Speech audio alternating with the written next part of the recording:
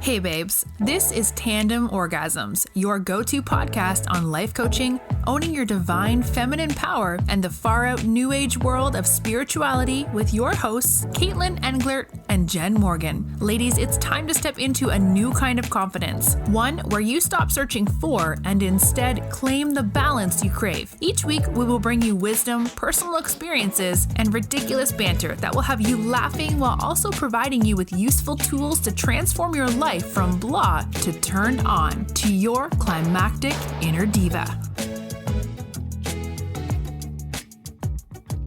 Okay, guys, welcome to episode 2 of our podcast.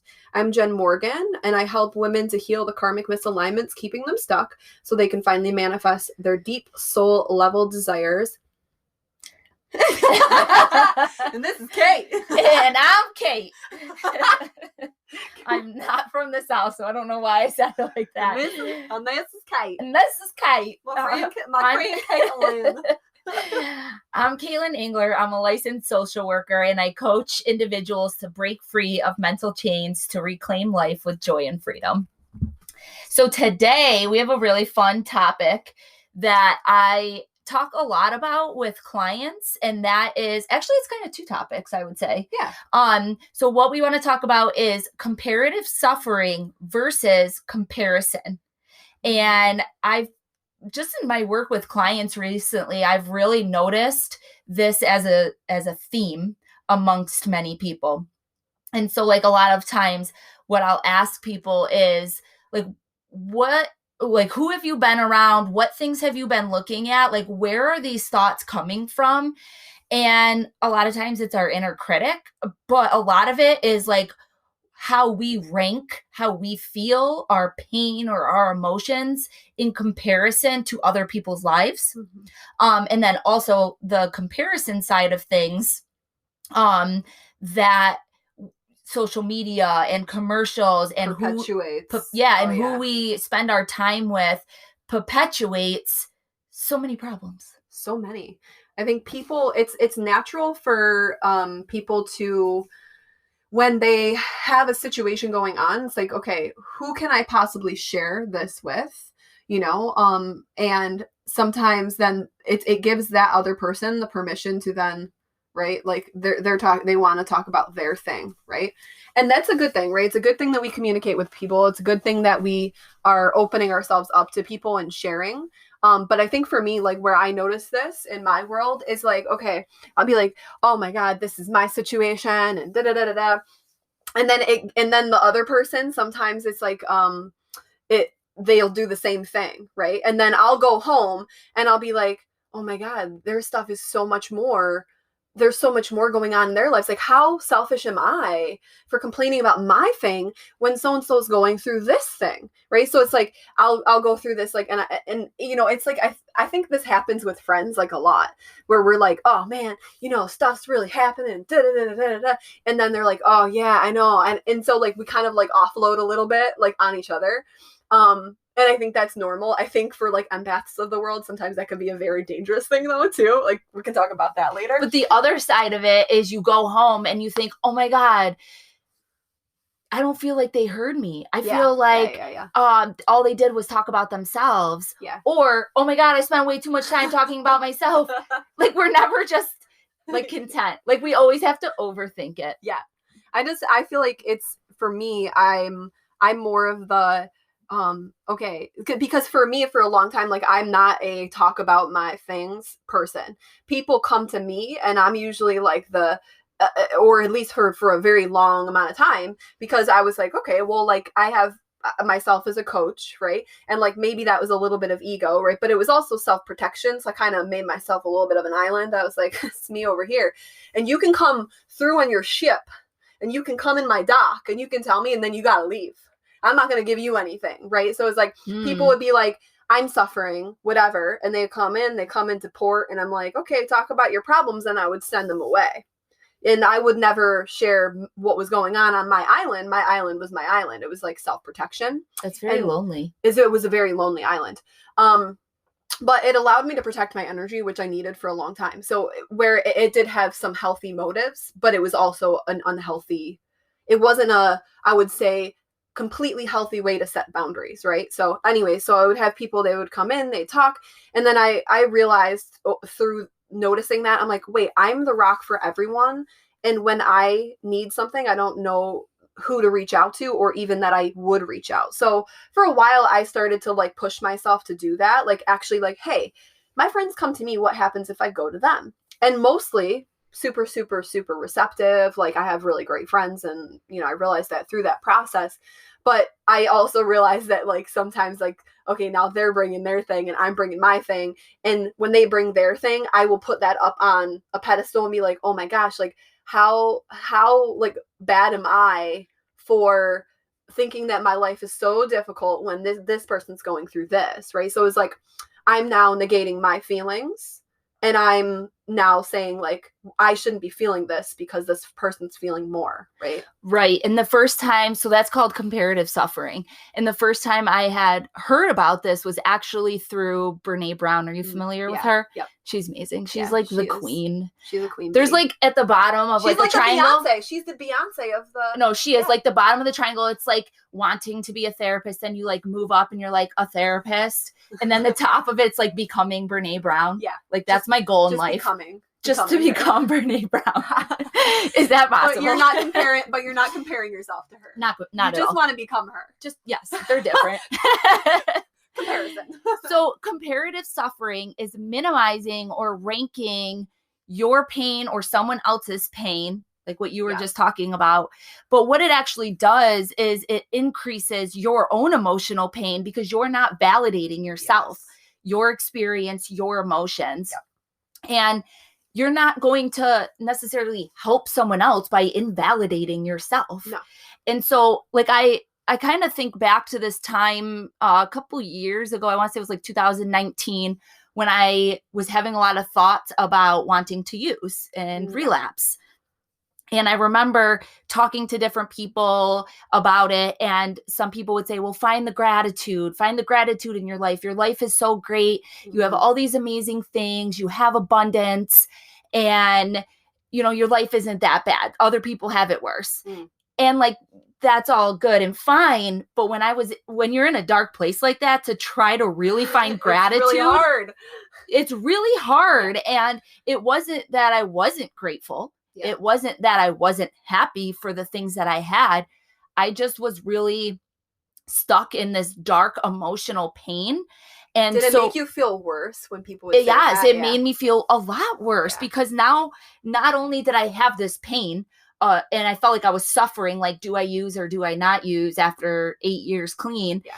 But now I had it topped with judgment, like, oh my God, I'm not feeling grateful. You should feel better than this. You have such a great life. And then because the inner chatter does that. And then it would snowball. Yeah.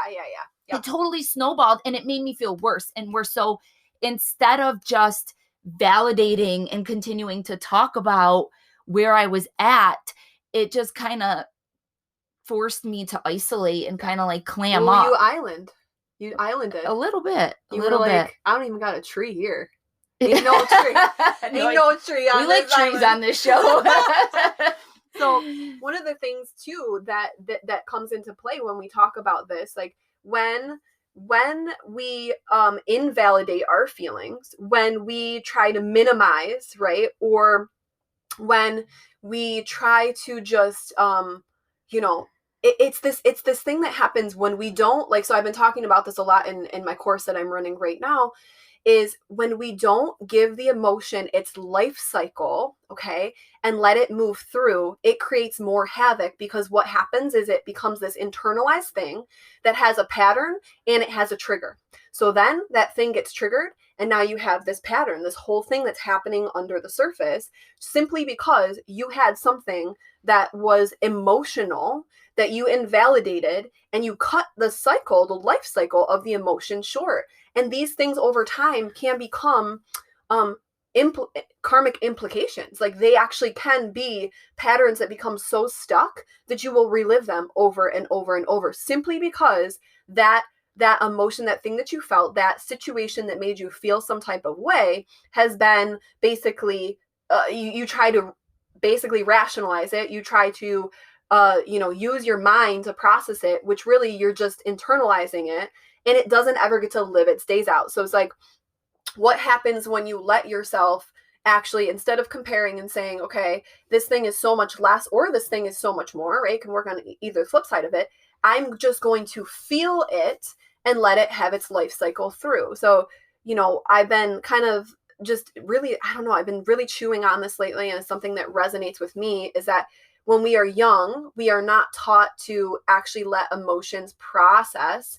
We most likely are told to somehow negate it in some way, shape, or form. These are the things we say to kids, like, just stop, like, be tougher than this, like, go up to your room and do that, just like, if you're going to do this away from, right? I try. It's a really hard balance as a parent. Yeah. Because I want to validate them. Oh God! I mean, if I knew the answer, I can only take like an hour of crying over like them stepping on a Lego, or something, like they fought over something. I say this silly. often, like, to my son. I'll be like, it's a bit much, right? And I'm like, oh my God, I'm doing it, Yeah, my way of validating is like, okay, you can cry, but you're gonna go up to your room and cry, which still sometimes feels very invalidating. Yeah.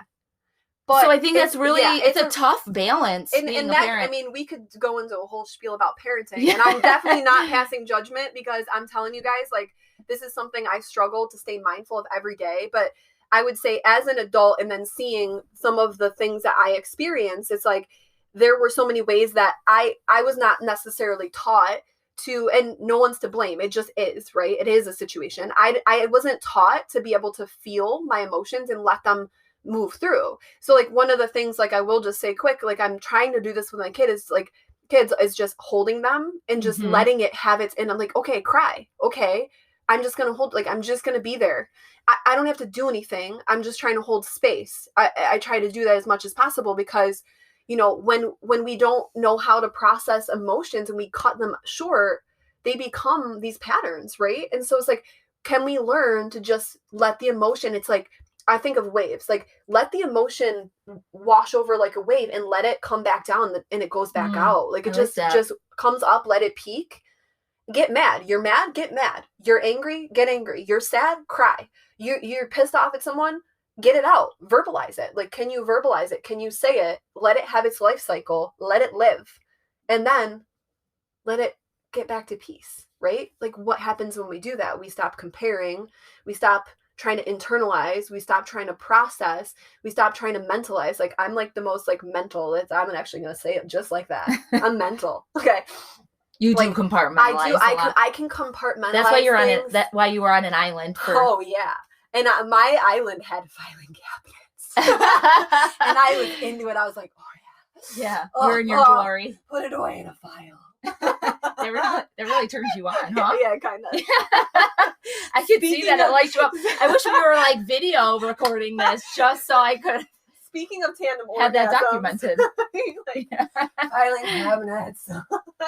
Anyways, moving on from filing cabinets on my island, it's just letting that emotion have its cycle, right? I just, like, there's so much peace in that. Do you think that, as a child, all those things you were just talking about, obviously they're learned through our environment. Do you think that's why we learn to like rank our pain and comparing it to other people's suffering, or even, right, the other side of this is that victim mindset where nobody can understand how much pain I'm in. But maybe that's part of the scale. Consider that that's a top No, level. That's what I'm saying. That is a part of the scale. I think it can go either way. Yeah. It's either you don't think that anybody can possibly understand the pain that you're going through, and then you will minimize other people or count other people out from being able to help you. Yeah, for sure. Like, you put this wall up. Yeah. And then the other side of it is you minimize your experience because you think other people have it worse. Absolutely. And I think that scale could very well be something that's like established as a, you have an emotional experience or you have something happen, and you're going to gauge, is this response appropriate when you're young? Is this response appropriate for my environment and the people and the players in the environment? Like, is this an appropriate, like, it's like you step on a Lego example, and you're crying and you're like, but you're also gauging your audience, right? As a kid, you're gauging your audience. So there you go. You start a little baby scale. Like I remember distinctly as a kid, this is like a most ridiculous situation, by the way.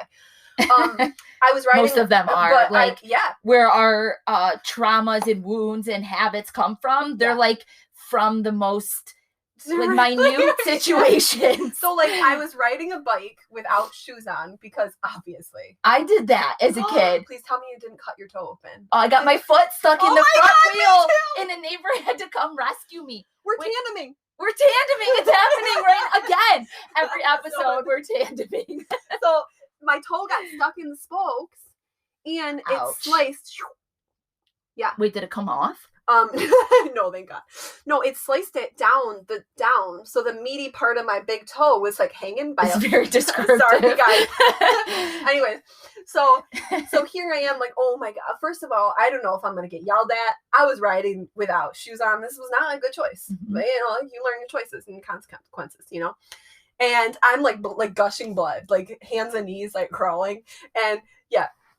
And so I'm like, I'm like yell in the house. I'm like, I'm hurt, And I was very dramatic. Okay, so this was a. But I'm sure that sounds like that was worth the drama. I would gauge the audience based on how much drama I could, because I was a very dramatic kid. I was like, I'm so hungry. Like I was, it was definitely a situation. So my dad was just like, just come upstairs, sit in the bathroom, and I'll be in to help you in a second. And like I'm like crying. Clawing your way upstairs. And then my dad finally sees like I have a trail of blood behind me, and he's like, oh my God, And so like this, like, but I thought I was actually gonna die for some reason. In my tiny baby head, I was like, I have cut my toe. I'm actually going to die now. I really, really thought this. Like I remember thinking this. Like he had to bring me to the hospital. Alone though, that thought, like we can laugh at it now, but that thought as a child will create trauma and pathways in your brain that will recreate emotions and patterns later on down the road. So here I am. I'm like, I'm going to die and no one cares because I'm crawling up the stairs, gushing blood. And like, but I was still gauging my audience. I'm like, I don't even know if this emotion's okay. Like, cause my, like, nobody was paying attention, but these are like, right. That's like a real life scenario of like me. I was like, okay, I might be, is this too much? Like, is this too much? I feel like I'm going to die, but meanwhile, I'm still gauging, like, am I being ridiculous? Because I'm, experiencing that, like, no one's seeing what's going on or whatever. I don't know if that was a good, accurate, a scenario, but to me, I felt like I was, like, literally dying. Like, I remember on the way to the hospital, because I had to get, like. Do you feel like your parents comforted you in the way that you needed or reacted appropriately? Well, I think there was that hang time. I think they were probably in the middle of something realistically. But there was that hang time where I was like, oh my God, I'm going to die and nobody's going to know. That's what my tiny baby had said. And even on the way to the hospital, I was like, I don't know what this means. I didn't know like stitches were a thing. Like, I'm like, they're going to cut my toe off or I'm going to die. There's only one of two scenarios that comes out of this. And I remember How old were you? Like 5 or 6. And I remember thinking like that was what was going to happen. Anyways, it's probably a tangent, but I guess the point is that you're gauging your audience. Like I remember thinking like, is this like, is my response okay? Because I think I might die, but maybe I'm overreacting. And like my parents were like completely like almost level-headed about it. Cause like they're dealing with a situation where they're trying to get something done, fix the thing.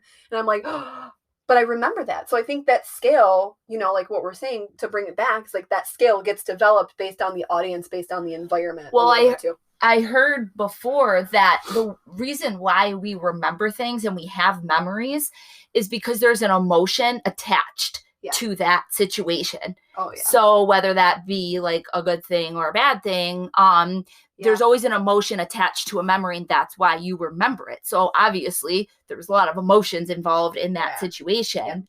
Yeah. So what happens if we don't attach an emotion? We allow it to move through, right? Like that's what I'm saying about the emotional life cycle. If we don't attach an emotion, you mean attach a thought to the emotion. So you're saying because you're going to feel emotions. Yeah.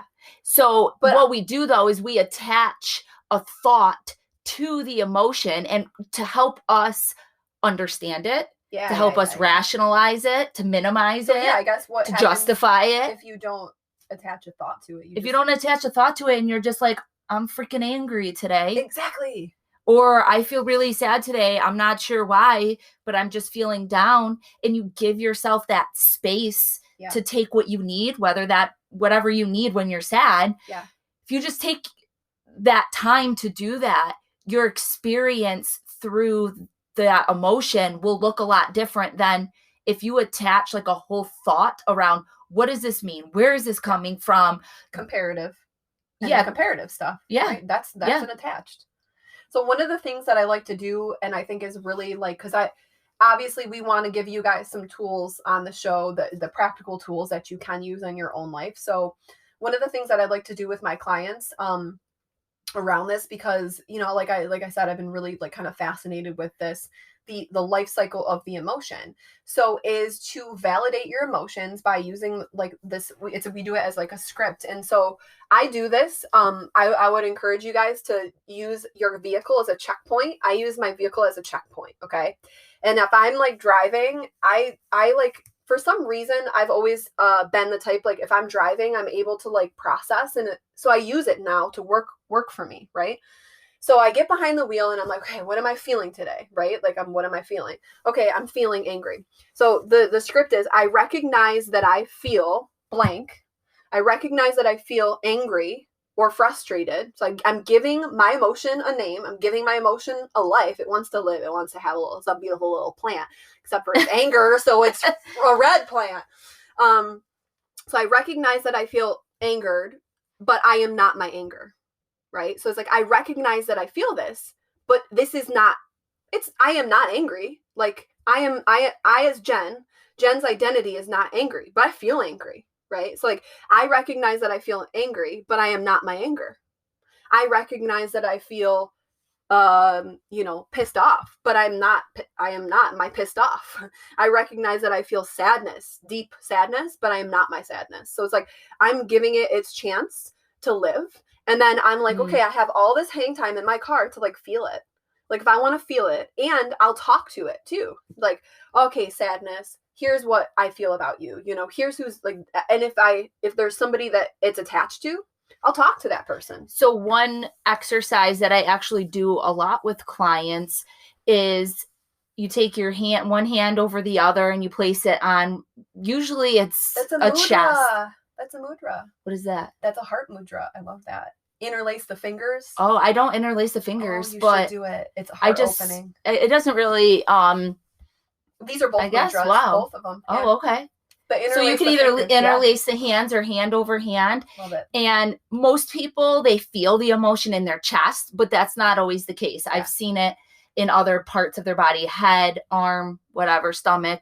So put your hands wherever you feel that emotion in your body. Ooh, and then I have them repeat 3 different things. So if they're highly anxious today, I'll have them say, I feel you, anxiety.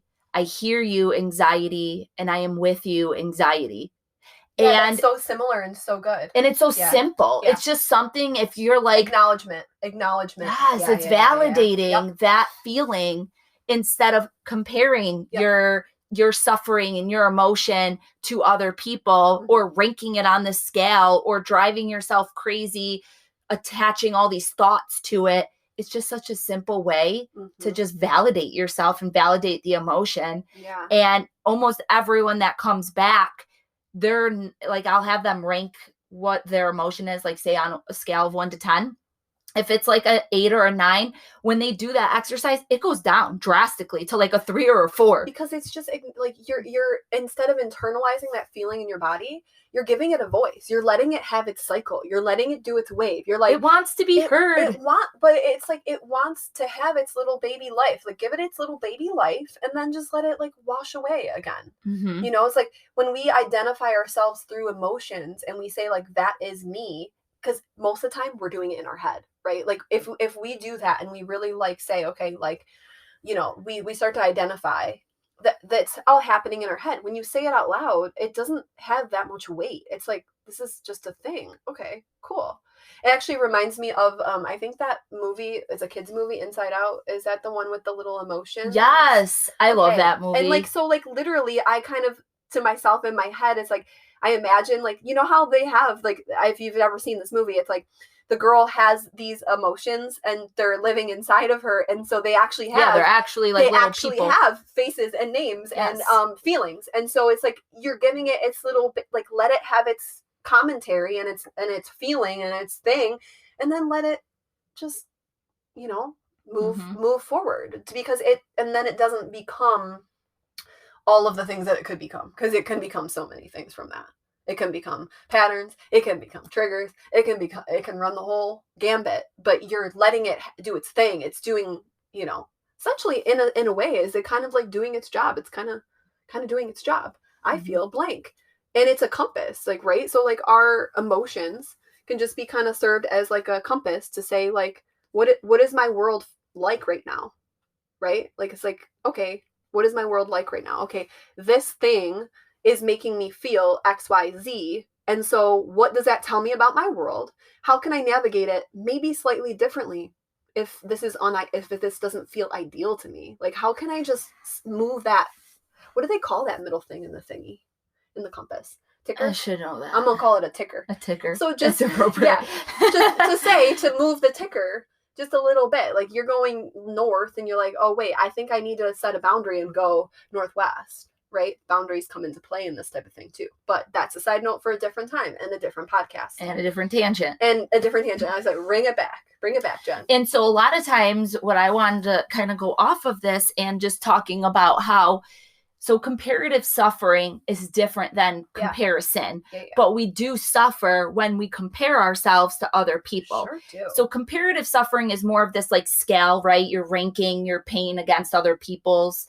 But comparison is when it's like an internal suffering that's caused by comparing yourself to another's journey, material things that they're doing that you see, their experiences. And so we make these assumptions based on photos or perceptions or what other, you know, our friends or siblings or whoever in our life, what they're doing. And it can become an external situation. You know, it can perpetuate itself through behaviors and actions. So like something I notice is like, if I'm feeling something, but I'm not really sure why I'm feeling that way, most of the time it's because I'm comparing it to where I think I should be or what I think I should be doing. Based on what you've seen. Based on what I've seen. Yeah. And like when I ask people that, a lot of times they're like, oh, no, that's not it. But yes. Like, if you've ever watched The Social Dilemma on Netflix, I think it's Netflix, you'll know what I'm talking about. But they talk about how social media does have their algorithms and like the way they ping your phone and the notifications they give you, it's all a test. Yeah. And so like the things we are seeing, so fascinating and you don't realize how it's affecting you, your emotions, your behaviors. I went to school for marketing, so I do, and I kind of love it, but that's a side note for a different time. It's very manipulative. It's really cool. Yeah.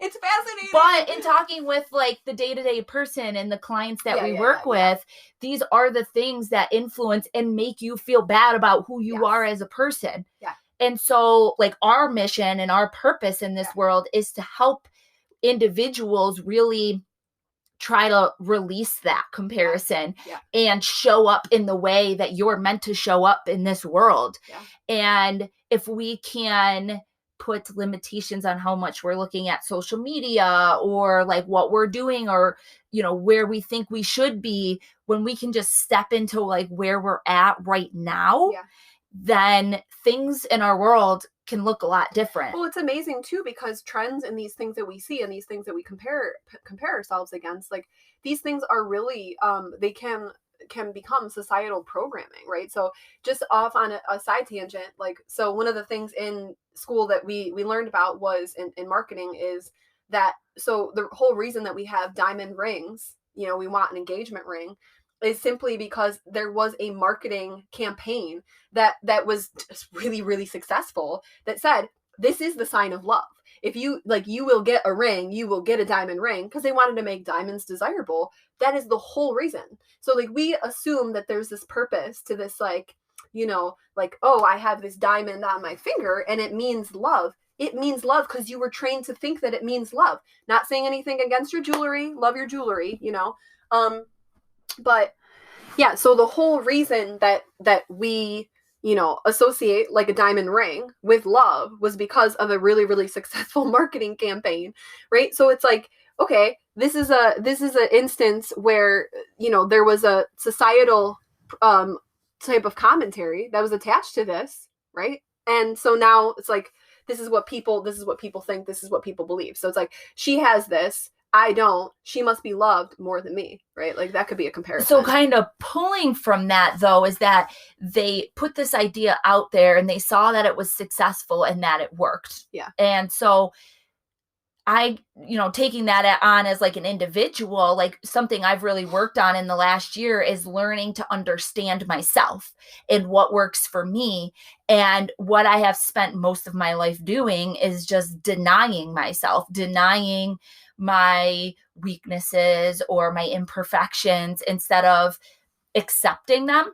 Yeah. And when I can accept them and understand, like, okay, this is happening right now, I just need to let it like kind of run its course. Yeah. Then it makes things so much easier. And it goes back to what we said in the first podcast, right? It's like, what happens when like you accept yourself in all, the good, the bad, then you allow yourself to evolve. But right? it's imperfect because these things can come from, and I'm laughing because I want to talk about the story when we were on vacation.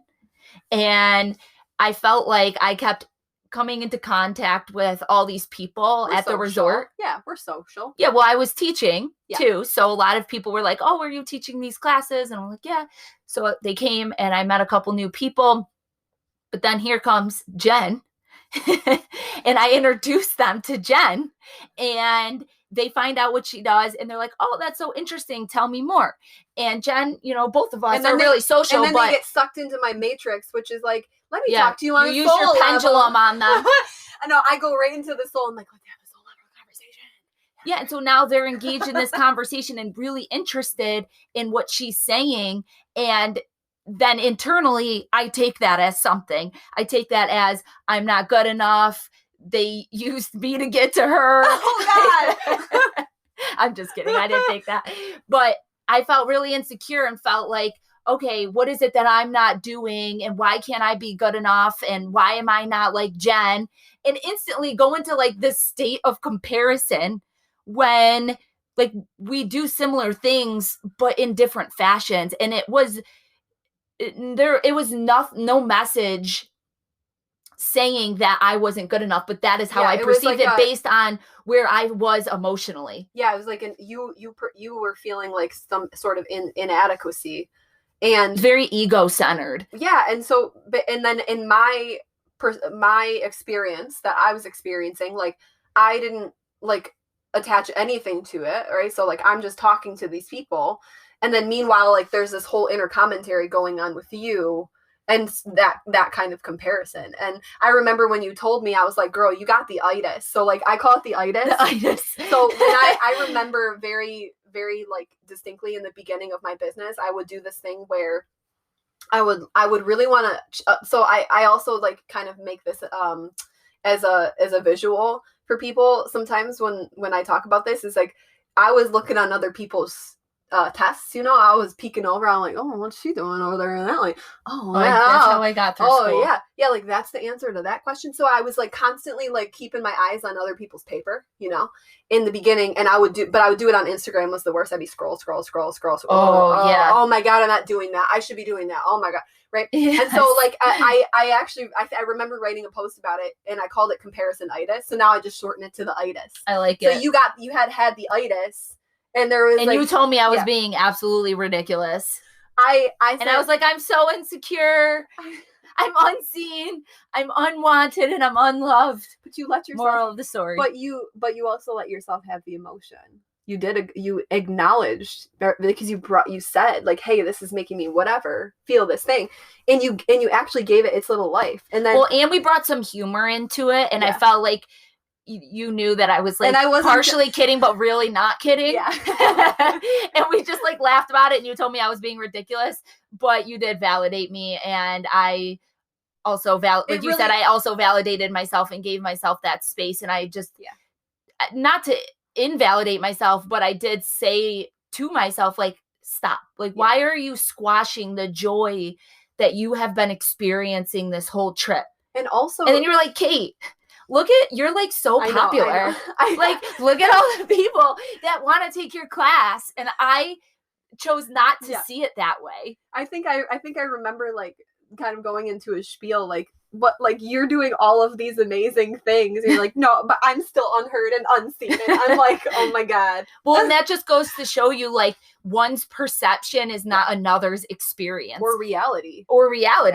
Yeah. So the way that I was experiencing it was not your perception, and vice versa. It was through a lens, right? It was the lens of your inner critic, saw the situation, and your inner critic totally said, this is what I'm going to make of this situation. This is what my interpretation. So you had your, sometimes we call the inner critic the narrator. You know, you had your narration. Meanwhile, volume was up high. Yeah, and I'm over here just like the actual reality is I'm simply talking to somebody, right? So it's like amazing what we can do in our heads, that inner critic, when that inner critic is like, let me compare here. And you're really comparing what? Apples to oranges. So you're like, okay, this person has this ability that I don't have. It's like, dude, you're apples to oranges. You have abilities that I probably don't have. You can't even compare the two. So it's like, you might be scrolling through the gram and you're looking and you're like, this person has everything and I want that. But you might be seeing like that picture. All you see is a little blip. Thing, yeah. And that's an orange and you're like an apple. Girl, just be a fucking apple. Be a sexy apple. I've heard that analogy before, but as a peach. Well, I was thinking about pants and like, you know how like some people have apple bottoms and some people are like, are apple bottoms still a thing? I don't know, but I'm just thinking like if you have a juicy peach, you know, and somebody's got a juicy apple, they're both juicy. And they might look good in jeans. I don't know. Well, the analogy I heard is you're a peach. Don't try to be an apple because ultimately you're just a peach. And some people like peaches and some people don't like peaches. Yeah. But ultimately you cannot peaches. Morph yourself into an apple because you are a peach. I hate the fuzz on peaches. Yeah, it does kind of. The texture is kind of weird. Issue, yeah. So be an apple. No judgment. But judging a little. Yeah. Oh my God. Oh, I don't know what else to say. I was going to say something and I lost it. Actionable tools that you can use when you're experiencing situations where there is comparative suffering is to not try to invalidate what it is that you're feeling. Give your emotion its life that it wants to have. You can identify it. You can acknowledge it. You can, use some of the tools that we talked about, speaking it out so that it allows it to move through, to have its process. And then you can, not internalize essentially because you're blah, blah, blah. You want me to? I'll riff off that. So what I was going to say is like the takeaway from today is acceptance that I think a big part of it for me and how I've learned to navigate that inner critic or narrator, as you call it, is accepting that that's a part of me and that it's always going to be there, but I don't let it control me. I used to let it control me. You cannot get rid of the narrator, guys. You cannot get rid of the narrator. And so a big piece of this is accepting that it's there, acknowledging it when it's there, and learning to turn the volume down on it when it is there. And if you give it a voice, again, same thing with emotion. Give it a voice. A lot of things happen when you just speak up and speak your truth. Even if, I don't care, go in a bathroom and speak it to yourself. Go in your car, speak it. I'm feeling this because, use your I statements on yourself. I'm feeling this because, and go on from there. Like you identified, like in going back to the actual situation, you shared with me, this is how I was feeling. It gave it its voice. It allowed it to have its time. And now, okay, we're good. Because if you don't, it's going to morph and snowball into something way worse. And if you really want to step into this process of self-growth and self-acceptance, then this is how you do it. Yeah. This is an easy tool, not actually easy and no, the first step of it is really just becoming aware to it, becoming mindful of when it's happening, and then taking some of the tools that we talked about today and beginning to apply them. Implementation phase. Yes. Yeah. Thank you. And it takes a little bit of time. So be gentle with yourself, and, you know, like, give yourself a detox, a detox from your comparison, for sure. Always consider that, you know, if you are a scroller, if you do get lost in, I call it the wormhole, just give yourself a little bit of a detox and notice what the narrator says in your head. And then, you know, acknowledge what you need to acknowledge, and things shift, right? Steps to evolution, becoming more conscious human beings. I love it. Well, thank you guys. That's all the time that we have for today. We really appreciate you chiming in and listening to today's episode. And if you liked it, please share on Instagram, share with all your friends. We would really appreciate all the love. If you have a topic that you want us to cover, definitely reach out to us on one of our social media handles, and we might just do a special podcast for you. See you next week. Bye, guys. For more information on this episode, check out the show notes. Don't forget to follow us at Jen_Morgan and Caitlin.englert.coaching for updates. If you love this episode, take a screenshot and share to your Instagram stories. And don't forget to tag us. Until next time, have fun and don't forget to pleasure yourself.